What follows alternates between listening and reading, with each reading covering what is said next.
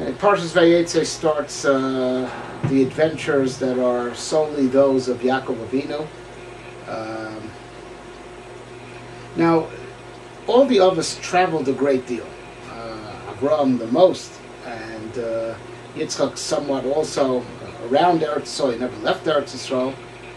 And yet, it's only with Yaakov Avinu that we're taught a new lesson about traveling. Right? It says, Rashi opens up on the first pasuk in this week's parsha.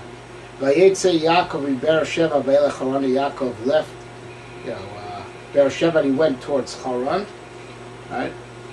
So even though it already says last week he was on his way, so what's it teaching you? He left Beersheba and he went to Haran. Right. Not only is it being said again, but it's stressing where he left, where he's going to. So Rashi says, Yitzias Tzadik ben Amakom Oser Roshem. When a Tzadik leaves a place, it leaves an impression, right? Because when he's in the city, he's the glory of the city. And once he leaves, so the glory of the city leaves with him. Right? Talking about a relationship between a man and, a Tzadik and the space that he occupies. Right? I'd say that's, this lesson we're first taught, by Yaakov Avinu. Rashi brings other places where it's alluded to in Tanakh, right?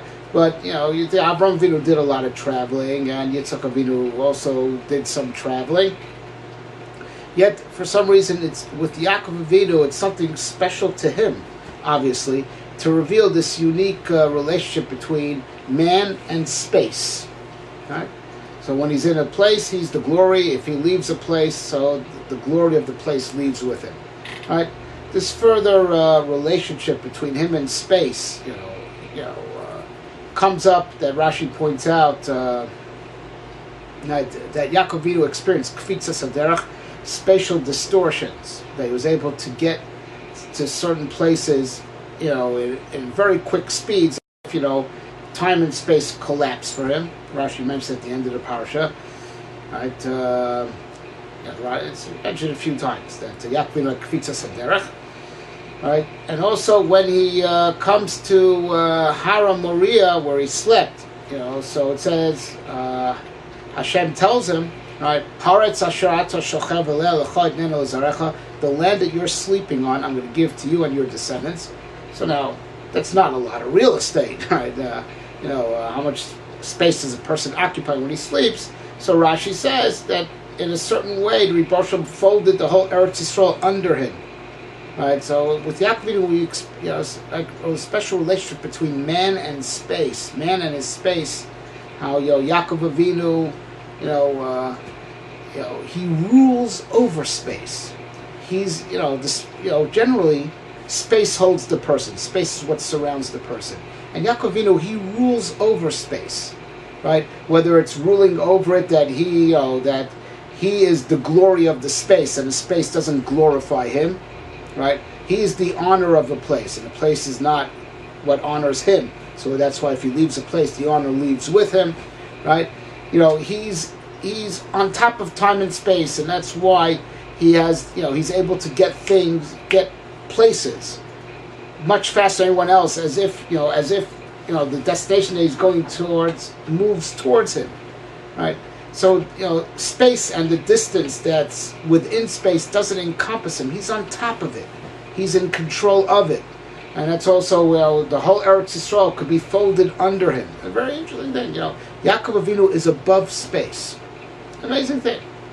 All right? And that's also, you read as soon as he leaves Haran, he leaves Beersheba rather, towards Haran, where Rashi gives us this lesson that he took the glory of the space with him. Right, so it says that Vayivka b'makom vayod sham kivashesh vayikach ma'avnei hamakom vayasim mirashosav vayishkav b'makom ahu. Right, the term makom comes up, space comes up inordinately over and over again in that pasuk. He reached the place, and he took from the rocks of the place, and he slept in that place. And we know that all the rocks that he put around him also experienced this spatial distortion, that they all took up the same space. Under Yaakov Avinu, everyone wanted to have the privilege of Yaakov Avinu putting his head on him, so they all merged. All the different stones took up the same place. always this phenomenon. It's a special thing between Yaakov Avinu and space. Right?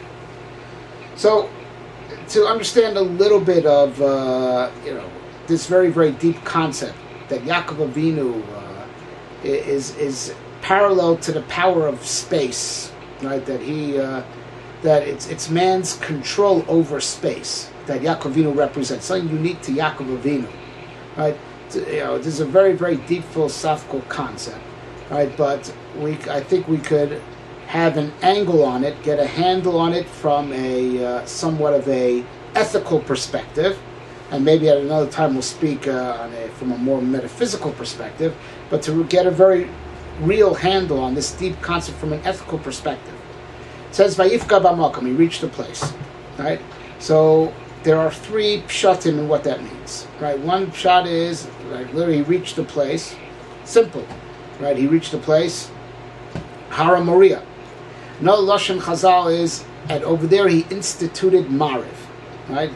That Gemara says in Brachas that Vayifka b'makom, when is that he davened at the place. He davened there. Vayifka, the Gemara proves, can also mean tefillah.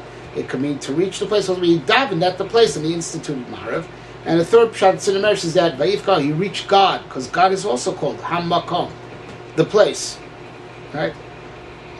God is called the place, right? And now, why is God called the place? So Chazal say in a few places, Hu Mekom Shalom Ben Olam Mekomo.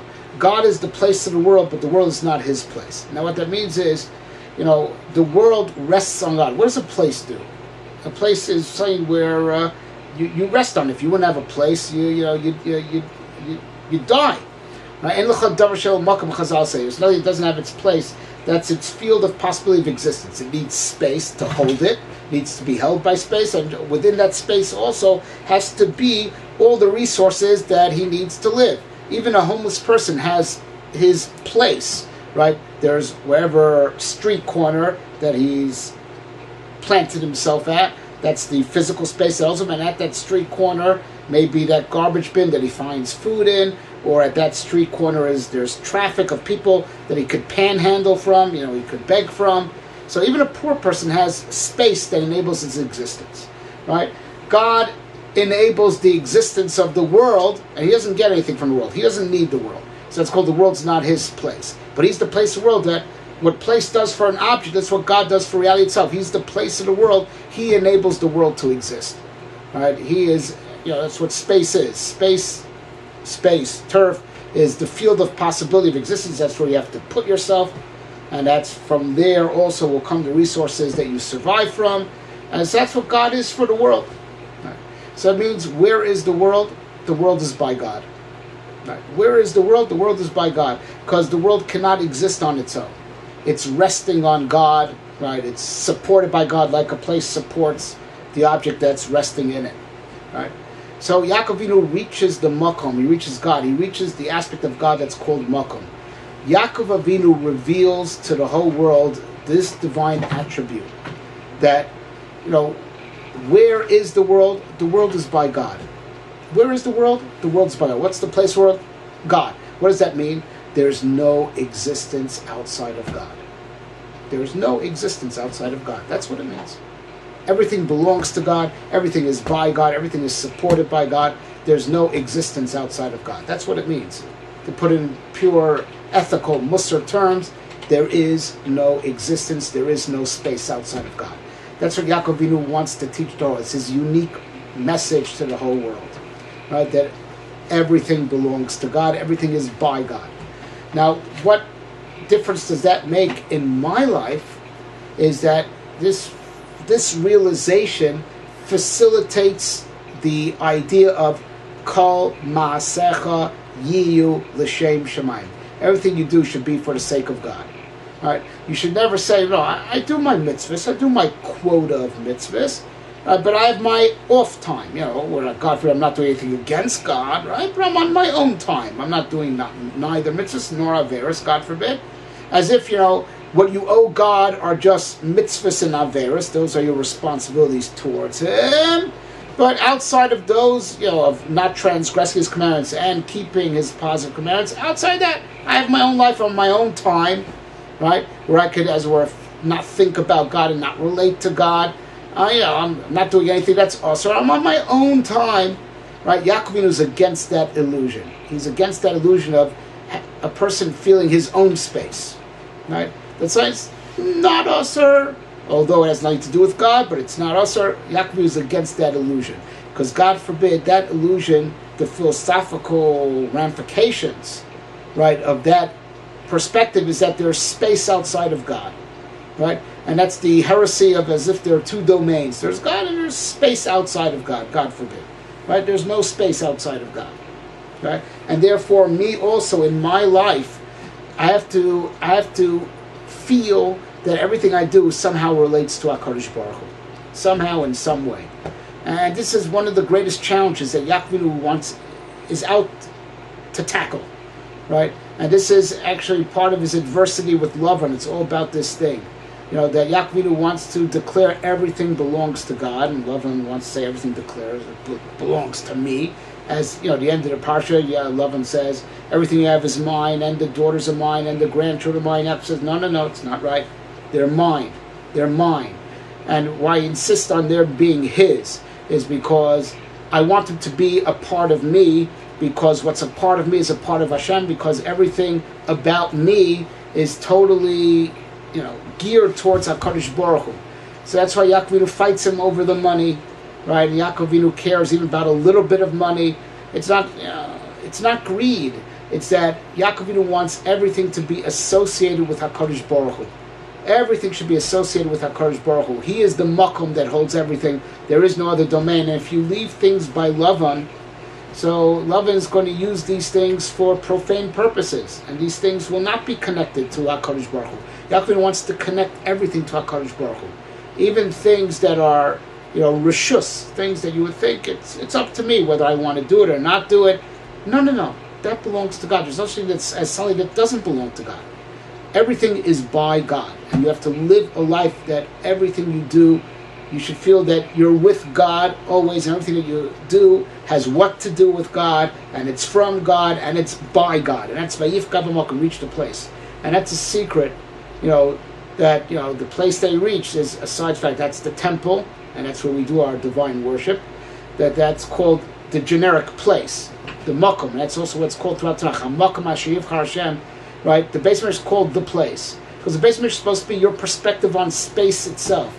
That even though you can't do the karbonos, you can't do the whole sacrificial order everywhere like you do in the temple, but the temple should be your perspective on space. That's why the Temple Mount is called Hamakom Asher. It's called the place. And also this is Parshat Vayeitza b'makom, because the temple, you should view the whole world as a temple. The whole world is equally by God and resting on God, no different than the temple. The only difference is that in the temple, you can do the sacrifices. Outside that, you can't do the sacrifices, but all the places equally are by God. Right? The temple should give you your perspective on all space. And that's the secret. He also institutes the tefillah of Mariv. The tefillah of Mariv by institution was a tefillah shus. It was a voluntary tefillah. And that's a very special tikkun that Yaakov Avinu is giving us. Right? The other avos, right, give you mandatory tefillahs. Right? Everyone could live with the fact that they have responsibilities to people outside of themselves. Right? I have responsibilities to people outside of myself, but I have my own space also. Yaakov says, when you have a perception of your own time, daven anyway. Right? To break that illusion of having your own time and your own space. To break the illusion of having your own time and your own space, daven anyway. And that's what tefillas Mariv is. And that's the hardest thing for a person to do. Right? A person can understand that he has, he can't hurt anyone outside of himself, and he may have certain responsibilities to people outside himself, but that he has none of his own space, that's the hardest thing.